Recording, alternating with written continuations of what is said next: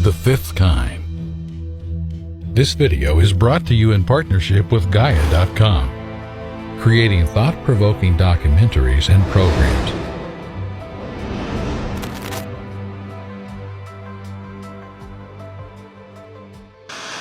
We should go boldly where man has not gone before. Fly by the comets, visit asteroids, visit the moon of Mars.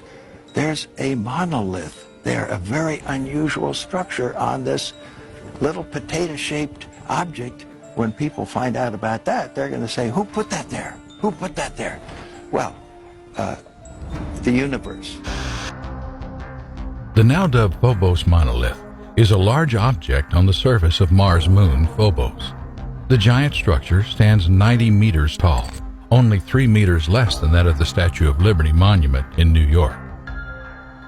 First discovered by Efrain Palermo, who noticed the distinct shadow of the anomaly while analyzing images taken from the Mars Global Surveyor orbiter, launched in November 1996.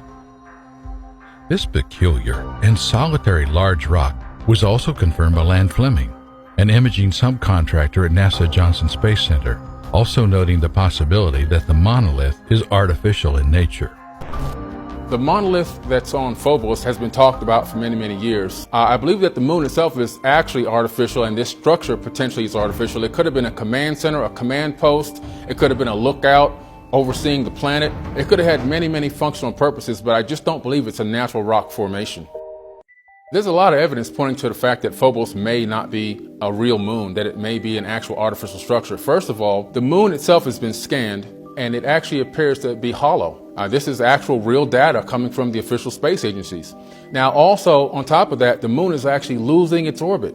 It's actually slightly degrading in orbit, which means it doesn't have enough mass to sustain itself, and that again tells you, it verifies the fact that it may be a hollow moon. Now, when you look at very close images of this moon, or if you want to call it that, you can see these, what looks like weapons fire. It doesn't look like just random rocks were hitting it and you have little tiny pockets there. It looks like it was like when something just came across it and fired at it several times.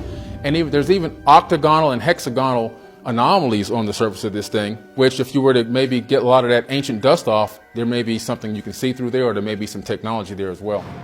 Phobos has always been this really interesting body in the solar system. It's supposedly a moon of Mars. It appears to really just be nothing more than an asteroid. But the interesting thing about it is, as far back as 1989, when it was first photographed by the Phobos 2 probe the Russians sent up, you can see this weird wire mesh kind of cross-hatching pattern on it, even in those early images. And now when we go with newer probes like Mars Reconnaissance Orbiter and Mars Global Surveyor, the ESA's Mars Express mission, they take photographs of Phobos, and we can now see in great detail that there are lines on this body running at 90-degree angles, and that's just not possible. If they're caused by boulders, I don't know how the boulders on Phobos run at 90-degree angles to each other. It's just a very, very weird phenomenon, but it fits with the idea that actually what's happening is that Phobos has this underlying sort of cross-hatching 90-degree mesh.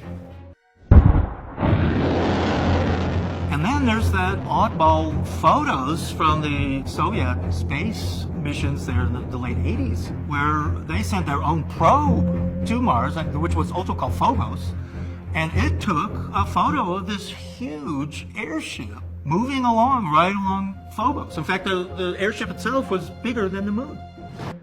I think Phobos, given its orbit around Mars and its size, it's not an object that would be captured in the way a conventional moon would be captured by a planet. It's orbiting too close to Mars, and that would be indicative of some kind of artificial construction of Phobos, and that any space probes that try to get too close are simply blown out of the sky.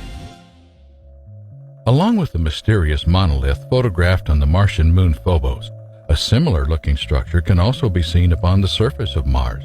A photograph was taken by one of the Mars probes of something on Mars that appeared to be sticking straight up out of the sand. Since then, numerous photographs have been taken of it. There's 4 or 5 different sets, and in all of them, it appears to look exactly like the monolith from 2001: A Space Odyssey. It has the exact same height, width, and proportion. It's casting a shadow that indicates it has this rectangular monolithic shape.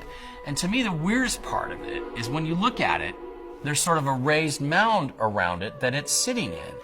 And when you look at the footage from 2001, where they uncover the monolith on the moon, there's this raised mound where they've dug out around the thing and the monolith is sticking in it. And, you know, in the film, they say the only thing we know about it for sure, sir, is that it's about 4 million years old and it appears to have been deliberately buried. And if you look at the photographs of the monolith on Phobos, you can see that the mound upon which this thing is inserted is a different color than the soil around it. It's much darker. That is an indication that somebody dug up the soil and put it around this thing to bury it, to keep it there. So it appears to be, like the monolith in 2001, an object that was deliberately buried. It hasn't been covered up by natural erosion or other forces. It seems to have been deliberately buried. Deliberately buried. Deliberately buried.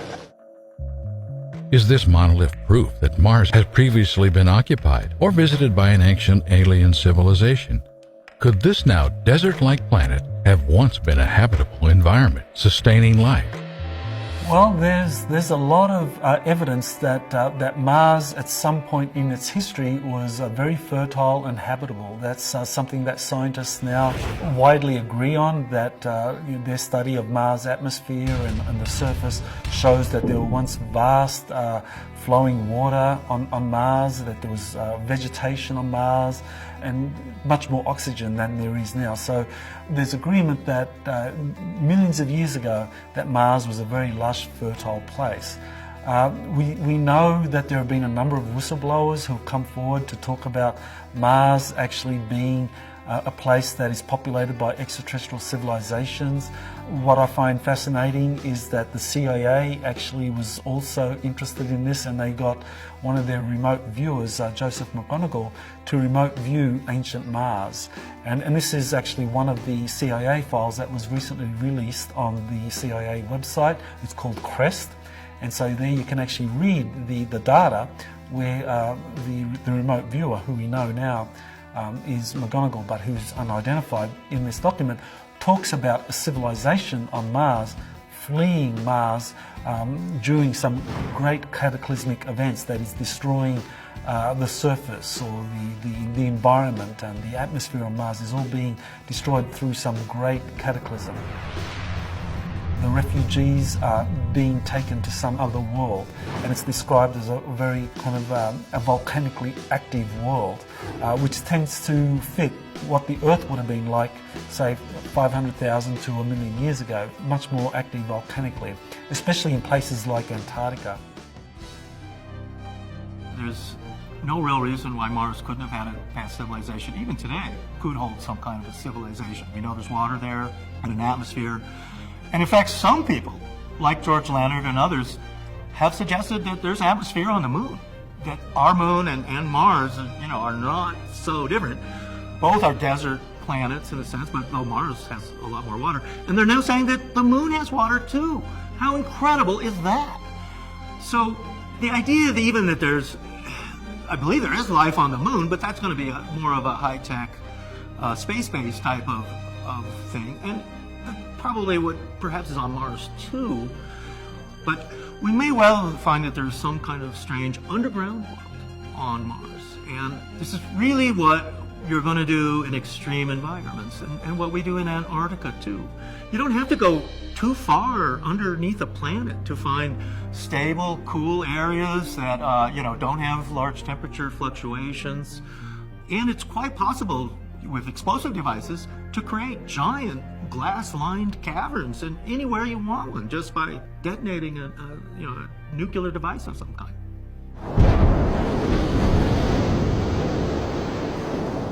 John Brandenburg, who's done some studies of Mars, and he shows that there are isotopes in the atmosphere of Mars, which is indicative of a nuclear war having occurred at some point in Mars history. So you have some credible scientific data showing that you actually have nuclear weapons being used on Mars. So there's evidence there that there was an ancient civilization. We know Richard Hoagland has done a lot of work in terms of identifying the face on Mars as being artificially created, and pyramids on Mars being artificially created. So there's a lot of kind of information that you get from NASA images and NASA probes of Mars that support Mars actually once being populated.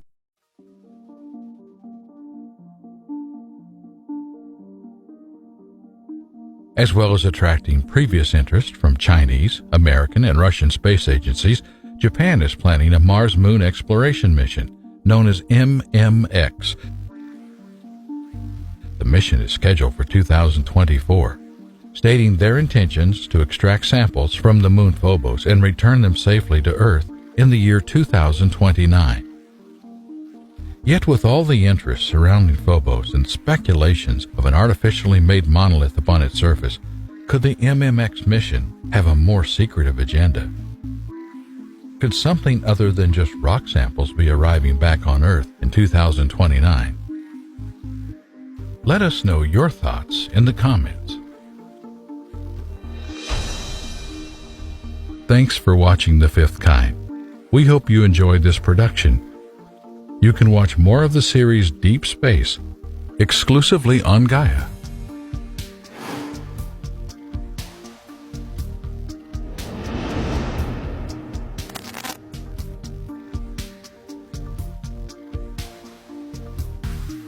Thanks again for your support. Don't forget to click the bell icon to turn on channel notifications so you never miss a new video.